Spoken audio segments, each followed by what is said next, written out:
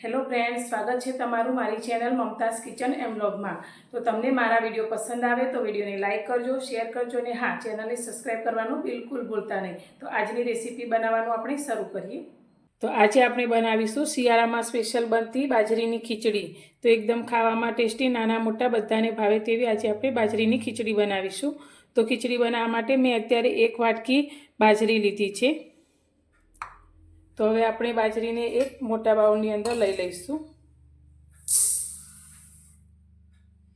અને સાથે મેં અડધી વાટકી મગની ફોતરાવાળી દાળ લીધી છે।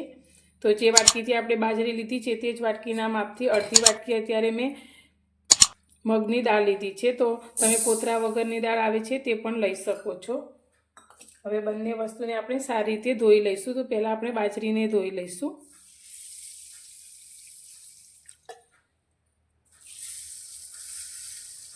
અને મગની દાળને પણ ધોઈ લઈશું। તો પાણી એકદમ ક્લીન થઈ જાય ત્યાં સુધી આપણે મગની દાળને ધોવાની છે અને બાજરીને પણ આપણે એકવાર પાણીથી સારી રીતે ધોઈ લઈશું।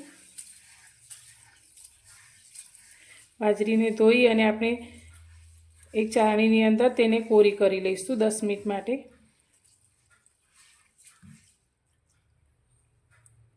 તો બાજરી ઉપર આ રીતે જે ફોતરાનો ભાગ હોય તે ઉપર આવી ગયો છે। તો હવે તેને આપણે કાઢી લઈશું।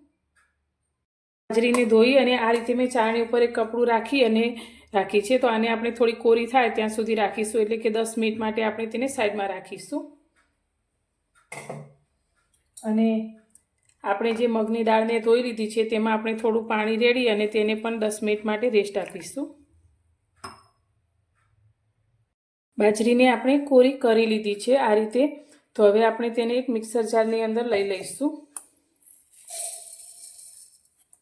હવે આ બાજરીને આપણે મિક્સરને પલ્સ મોડ પર ફેરવીને, એટલે કે ચાલુ બંધ 4 થી 5 વખત કરી અને તેને દરદરી પીસી લઈશું। બાજરીને આપણે ફેરવી લીધી છે। તો મિક્સરને ચાલુ બંધ કરી આ રીતે આપણે થોડીક દરદરી રહે તે રીતે પીસી લીધી છે। તો હવે તેને આપણે ચાળી લઈશું, જેથી તેના ઉપરમાં જે પોતરાનો ભાગ હશે તે નીકળી જશે। હવે અત્યારે મેં ખીચડી બનાવવા માટે કુકર લઈ લીધું છે। તો આપણે મગની દાળને પલાળીને રાખી હતી તેમાંથી મેં પાણી કાઢી લીધું છે। તો હવે મગની દાળને આપણે કુકરમાં લઈ લઈશું અને તેની સાથે આપણે બાજરીને પણ ચાળી લીધી છે તે પણ અંદર લઈ લઈશું।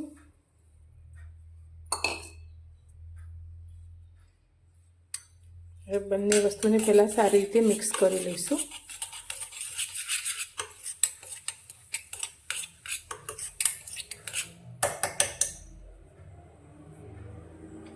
હવે આની અંદર આપણે અડધી નાની ચમચી જેટલી હળદર એડ કરીશું અને સાથે સ્વાદ પ્રમાણે આપણે મીઠું એડ કરીશું। હવે આપણે જે વાટકીથી બાજરી લીધી હતી તે જ વાટકીના માપથી આપણે 4 વાટકી પાણી અંદર રેડીશું।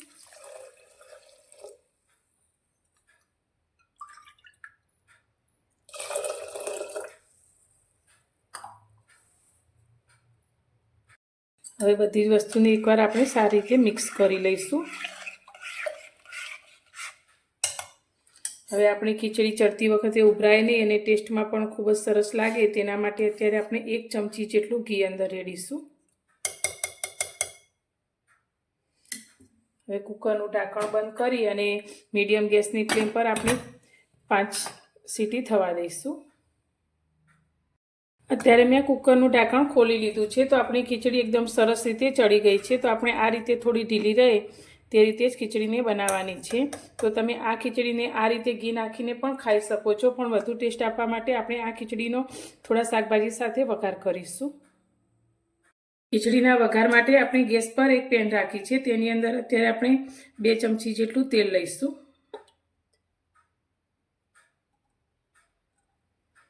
અને ખીચડી એકદમ ટેસ્ટી બને તેના માટે અત્યારે આપણે 1 ચમચી જેટલું ઘી લઈશું।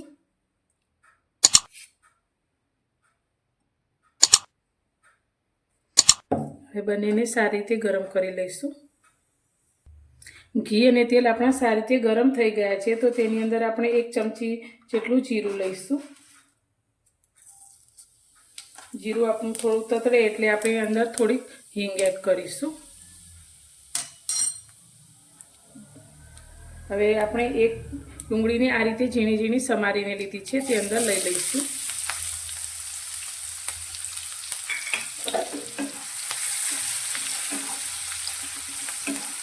ડુંગળી આપણી થોડી સંતળાય ત્યાં સુધી તેને આ રીતે આપણે હલાવશું.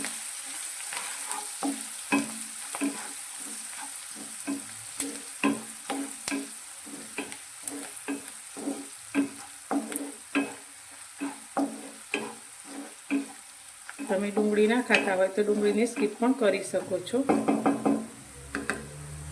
ડુંગળી આપણી થોડી સંતળાઈ ગઈ છે તો અત્યારે મેં આદુ અને લસણને આ રીતે ઝીણા ક્રશ કરી લીધા છે. 1 ચમચી જેટલા તે અંદર લઈ લઈશું અને તેની સાથે આપણે 2 લીલા મરચાંને આ રીતે ઝીણા સમારી લીધા છે. તો બધી જ વસ્તુને આપણે 1 મિનિટ માટે સાતરીશું.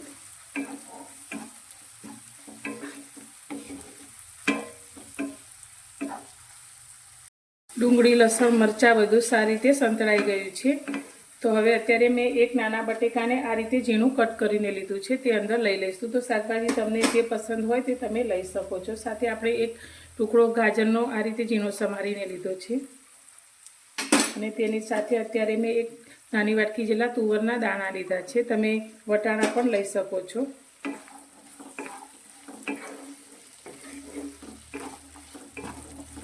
હવે ધીમા ગેસની ફ્લેમ પર આપણે ઢાંકી અને આ બધા શાકભાજીને સારી રીતે ચડવા દઈશું.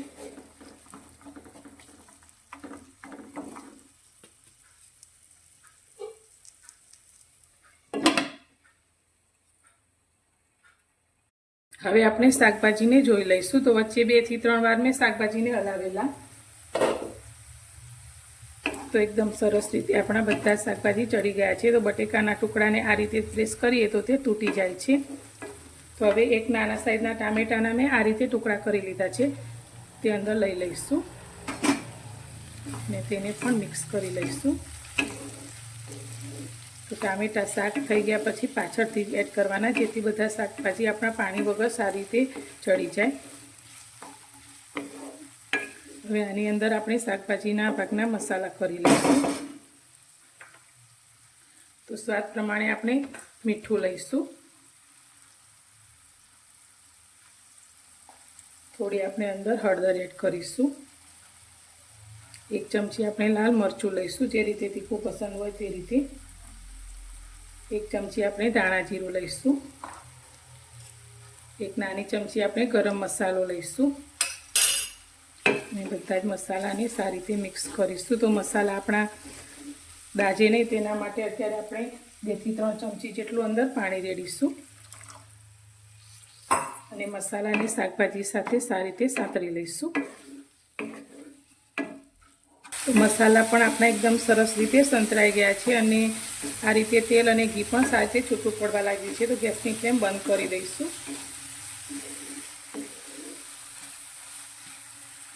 હવે આપણે ખીચડીનું કુકર લઈ લઈશું અને વઘારેલા શાકભાજી મસાલા સાથે કુકરમાં ખીચડી સાથે એડ કરી દઈશું.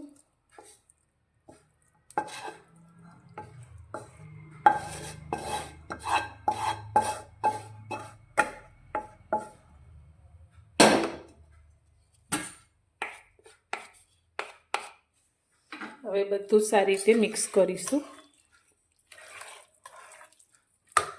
તો એકદમ મસાલાની ફ્લેવર સાથે આપણી મસાલા ખીચડી તૈયાર છે. તો શિયાળામાં આ ખીચડી ખાવાની ખૂબ જ મજા આવે છે. તો બાળકોથી લઈ નાના મોટા બધાને આ ખીચડી ખૂબ જ પસંદ આવશે. તો આ ખીચડી સાથે તમારે રોટલી ભાખરીની પણ જરૂર નહીં પડે. તો પ્રોટીન ફાઈબરથી ભરપૂર આ ખીચડી તમે એકવાર શિયાળામાં જરૂરથી બનાવજો. ખૂબ જ ઓછી મહેનતે અને ઝડપથી આ ખીચડી બનીને તૈયાર થાય છે. તો હવે ખીચડીમાં ઉપરથી આપણે થોડું ઘી એડ કરી દઈશું.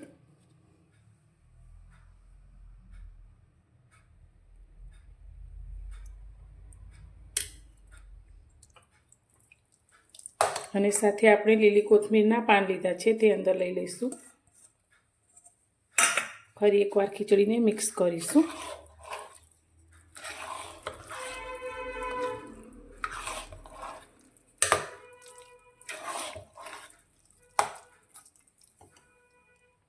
તો તૈયાર છે આપણી બાજરીની ખીચડી. તો ખાવામાં એકદમ ટેસ્ટી એવી ખીચડી બનીને તૈયાર છે. તો તમને મારી આજની આ રેસીપી કેવી લાગી તે મને કોમેન્ટમાં જરૂરથી જણાવજો. અને પસંદ આવી હોય તો વિડીયોને લાઇક કરજો, શેર કરજો. અને હા, મારી ચેનલ પર નવા છો તો ચેનલને સબસ્ક્રાઈબ કરવાનું બિલકુલ ભૂલતા નહીં. તો ફરી મળીશું એક નવી જ રેસીપી સાથે નવા વિડીયોમાં.